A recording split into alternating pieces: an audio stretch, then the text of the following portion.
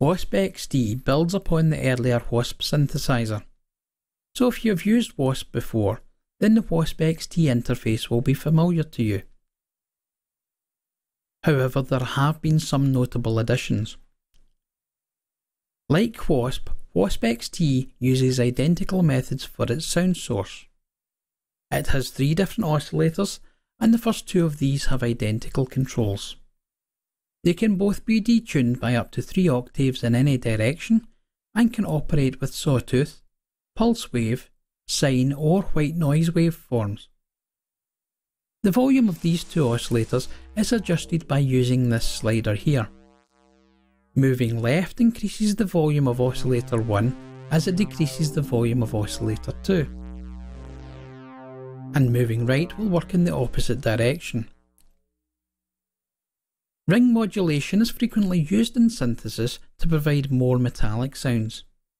And you can use ring modulation in WaspXT. Switching this option on will cause both oscillator 1 and oscillator 2 to ring modulate. If your taste runs to frequency modulation, then this is also catered for here. Using this control, you can modulate the frequency of oscillator 2 with oscillator 1. The resulting sound then replaces oscillator 2. The third oscillator can work with either sawtooth or square waveforms, and has only one control that is used to adjust the volume. Moving down to this small section here, you will find 3 controls. Dual voices provides your sounds with an additional detuned oscillator. This is commonly known as unison mode in other synthesizers and produces an effect not dissimilar from chorus. Switching on the analog switch will introduce an element of randomness in some parameters, resulting in a more authentic analog emulation.